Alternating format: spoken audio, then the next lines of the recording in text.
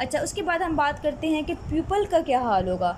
Pupal जो होगा इसके अंदर, एक तो वो कंस्ट्रिक्टेड होगा, ठीक है, कंस्ट्रिक्टेड होगा इसके अंदर, और इसके अलावा रिएक्टिव टू लाइट जो होता है वो बहुत इसका स्लगिश होता है। सो अगर हम बात करें इस तरह से प्यूपल की, प्यूपल यहाँ पे एरिया होगा, ठीक है, तो वो कौन किस हालत में होगा, कंस्ट्रिक्टेड हालत में, हम इसे कहते हैं मियोसिस की हालत में होगा। सो ये चीज़ भी आपको डिफ्रेंशिएट करती है ग्लाइकोमा से, क्योंकि ग्लाइकोमा के अंदर जो है वो कंस्ट्रिक्टेड नहीं होता, वो तकरीबन थोड़ा सा डायलेट होता है, और वो ओवल वर्टिकली ओवल शेप का इस तरह। इसमें क्या होना है कि अगर हम लाइट थ्रो करते हैं इसके अंदर, आइस के अंदर स्लगिश मूवमेंट होगी, मतलब वो बहुत जल्दी जो है वो रिएक्शन नहीं देगा। अगर हम लाइट हटाएंगे तो वो डायरेक्ट नहीं करेगा, अगर हम लाइट डालेंगे तो वो ज़्यादा मियोसिस नहीं होगी उसकी। क्योंकि पिपली मसल्स स्फिंक्टर जो होते हैं इसके, उनकी क्या वजह स्पैज़म हो जाते हैं। कौन कंस्ट्रिक्ट करवाता है? मेनली सर्कुलर मसल्स क्या करवाते हैं, वो जो है कंस्ट्रिक्ट करवाते हैं। सो इनकी जो है वो स्पैज़म होने की वजह से ये कंस्ट्रिक्ट नहीं करवाते। नेक्स्ट बात करते हैं आरएस की। तो आरएस की क्या कंडीशन होगी। हमने अगर आरएस को देखा, ये ठीक है, ये आरएस सपोज करें। सो आरएस के ऊपर जो है वो बहुत ज़्यादा इन्फ्लामेटरी सेल्स वगैरह अगर आ गया है इसके सामने, इसका मतलब ये उसकी अपीयरेंस ख़राब हो जाएगी। सो मड्डी अपीयरेंस इसकी हो जाएगी। इसके अलावा इसका पैटर्न भी जो है वो भी ख़राब हो जाता है। इसके अलावा अगर हम देखते हैं तो उन्होंने लिखा हुआ है एक्ट्रोपियन ऑफ यूएल पिगमेंट का मतलब ये है कि इस आरएस पोस्ट करें, ये आरएस मैंने बताया था आपको, आरएस के बिल्कुल नीचे की तरफ जो है वो पिगमेंट एपिथेलियम होती है, ऐसा ही है। सो इसकी जब पैटर्न ख़राब होगा, सपोज करें ये ऐसे हो गया है, अगर ये ऐसे हो जाएगा तो इसका पिगमेंट जो है वो तकरीबन यहाँ बॉर्डर पे बाहर की तरफ आ जाएगा। इसे हम कहते हैं एक्ट्रोपियन ऑफ यूवियल पिगमेंट। इसके अलावा उन्होंने लिखा है कि वाइट कलर्ड एट्रोफिक पैचेस भी बन सकते हैं, मतलब वहाँ पे, क्योंकि यहाँ पे जब इन्फ्लामेटरी सेल्स होंगे और ब्लड वेसल्स डायलेट किया हुआ है, परमेबिलिटी बढ़ गई है, तो वहाँ पे क्या होगा कि वहाँ पे एट्रोफिक पैचेस भी जो है वो वाइट इन कलर के नज़र आ सकते हैं। इसके अलावा अगर ग्रैनुलोमेटस यूवेटस है, क्योंकि कॉज इसकी इडियोपैथिक है, तो इडियोपैथिक के साथ जो है ग्रैनुलोमेटस भी हो सकते हैं, तो हमें पता है कि वहाँ पे नोड्यूल्स अपीयर कर सकते हैं। सो ये नोड्यूल्स दो तरह के होते हैं, एक होते हैं कोपीज और एक होते हैं बस्काज। अब जो कोपीज होते हैं वो मेनली कहाँ पे होते हैं, वो प्यूपल के बिल्कुल बॉर्डर पे अगर होंगे नोड्यूल्स, हम कहेंगे कोपीज, ये स्मॉल होते हैं, और जो बस्का होते हैं वो तकरीबन साइड पे होते हैं। यहाँ सपोज करें यहाँ पे अगर हैं तो ये बस्काज हैं, और अगर बिल्कुल मार्जिन पे हैं और छोटे छोटे से हैं तो हम इसे कहते हैं कि ये कौन से कॉपीज़ हैं, ठीक है। नेक्स्ट हम बात करें सिनकाई फॉर्मेशन क्या होती है। तो मैंने आपको बताया था पहले भी जब हमने पढ़ा था कॉर्निया, कि कॉर्निया में क्या होता है कि उसमें सिनकाई फॉर्मेशन हो सकती है। सिनकाई का मतलब होता है कि चिपक जाना, अब नॉर्मली किसी के साथ जो है वो जुड़ जाना। अब अगर हम बात करते हैं अंटीरियर और पेरिफेरल सिनकाई फॉर्मेशन का मतलब क्या होता है, कि ये तो हमारी होगी है कॉर्निया, ठीक है, ये कंजक्टिवा और ये लेंस, सही है, और ये हमारा आ गया आरस। सो हमने बात करनी है आरस की। तो आरस अगर जो है वो पेरिफेरी पे अंटीरियरली चिपक गया, इसका मतलब ये है यहाँ पे एक्सुडेट आ गया, ठीक है, यहाँ पे एक्सुडेट अकोमोडेट होने की वजह से ये जो आरस है ये यहाँ से जो है इसके साथ बिल्कुल स्टिक कर गया। इसका मतलब ये है अंटीरियरली, लेकिन पेरिफेरी मतलब पेरिफेरी की तरफ चिपका है, बिल्कुल साइडों से चिपका, इस तरह से, ठीक है, बिल्कुल यहाँ पे जो है वो स्टिक कर गया अंटीरियरली। इसे हम कहते हैं अंटीरियर पेरिफेरल सिनकाई फॉर्मेशन। उसके बाद अगर हम इसमें देखेंगे इसकी कॉम्प्लिकेशन क्या हो सकती है, तो आपको पता है कि यहाँ से किसने ड्रेन करना होता है, आईयूपी ने, ठीक है। इंटरऑक्यूलर प्रेशर जो है वो मेंटेन होता है किस तरह से, एक्वस जब यहाँ से ड्रेन होता है तो हम इसे कहते हैं कि अगर यहाँ पे जो चैनल वो ओपन रहेगा तो आईयूपी ठीक रहेगा, वरना आईयूपी जो है वो इसके अंदर रेस कर सकता है। आईयूपी रेस कर जाएगा तो क्या डेवलप कर जाएगा, इसके अंदर ग्लाउकोमा डेवलप कर जाएगा। कौन सा ग्लाउकोमा डेवलप कर जाएगा, क्लोज एंगल ग्लाउकोमा डेवलप कर सकता है, ठीक है। उसके बाद हम बात करते हैं पोस्टीरियर सिनकाई फॉर्मेशन। अब ये जो है ये हमने बात कर ली थी कि ये हमारा कॉर्निया है और ये जो है ये आरस है, ठीक है। इस आरस ने क्या करना है, अब पोस्टीरियरली चिपकना है किसके साथ, अब पोस्टीरियरली क्या चीज़ पड़ी हुई है, लेंस पड़ा हुआ है, ठीक है। अब पोस्टीरियरली इसने चिपकना है तो उसने लिखा हुआ है एक नाम कि एन्यूलर रिंग सिनकाई। इसका मतलब ये है कि ये है प्यूपल का एरिया, ठीक है, ये प्यूपल का एरिया, हमने ये बात की थी। अगर ये आरस जो है ये बिल्कुल यहाँ से इस तरफ आ जाए और इस तरह से लेंस की अंटीरियरली जो है ये सिनकाई फॉर्मेशन बना दे, इससे क्या होगा, इससे जो है हमारा एंटीरियर प्यूपल जो है वो बिल्कुल रिंग शेप का बन जाएगा, एन्यूलर शेप का बन जाएगा, ठीक है। उसे हम कहते हैं एन्यूलर या रिंग सिनकाई फॉर्मेशन।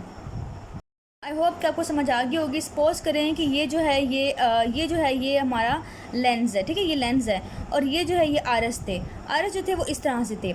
अब जो आरस का मार्जिन है अगर वो इस तरह से हो जाए, ठीक है, इस तरह से हो जाए और बिल्कुल इसके बिल्कुल इर्द गिर्द सारे के सारे इस तरह से सिनकाई फॉर्मेशन कर लें, पूरे का पूरा उसने नहीं किया, सिर्फ इतना सा अगर उसने यहाँ पे सिनकाई फॉर्मेशन कर लिया है, वो चिपक गया यहाँ से, इसे हम कहते हैं एनुलर। तो हमें रिंग शेप नज़र आती है इंटीरियरली। ठीक है, रिंग या फिर एनुलर शेप के होते हैं, कहते हैं सक्लूसिव पिपल आई कहते होते हैं।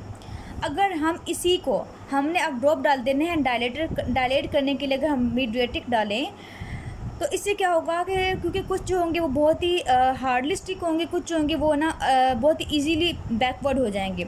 हम जब हमने इसे डायलेट किया तो जो आर एस इसमें छोटे होने हैं, आर एस छोटा होगा इसका मतलब ये बैकवर्ड मूव करेगा। बैकवर्ड जो है वो सारे सारे मूव नहीं करेंगे, कुछ मूव कर जाएंगे। इसे हम कहते हैं फेस्टोन्ड प्यूपल। ठीक है, फेस्टोन्ड प्यूपल जो होता है वो किस टाइप का होता है मैं दिखाती हूँ आपको अभी। ठीक है, सपोज करें कि ये जो है आपकी एंटीरियर आरस है, ठीक है, और यहाँ पे सॉरी कॉर्निया है, उसमें नज़र आ रहा है हमें आरस। तो कुछ आरस जो है वो चिपके रहेगी, कुछ जो है पीछे हो गए।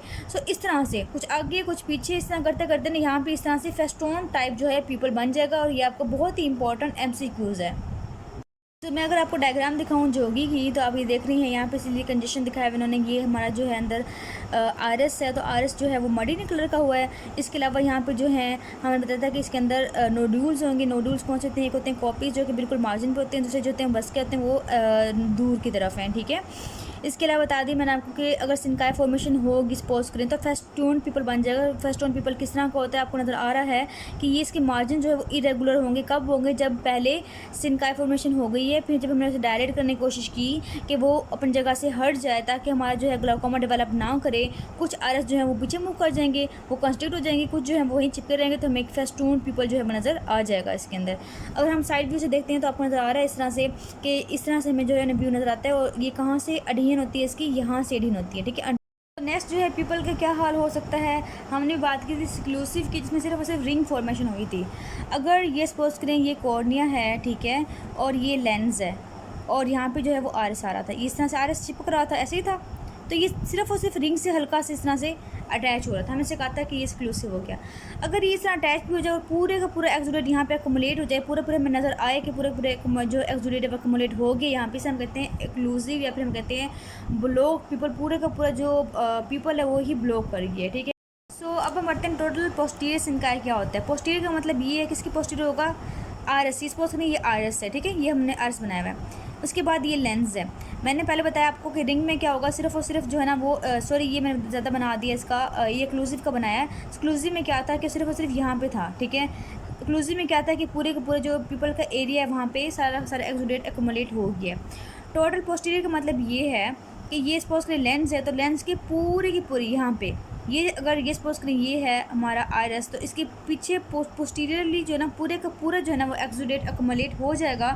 इसे हम कहते होते हैं कि ये टोटल पोस्टीरियर सिनकाई फॉर्मेशन है।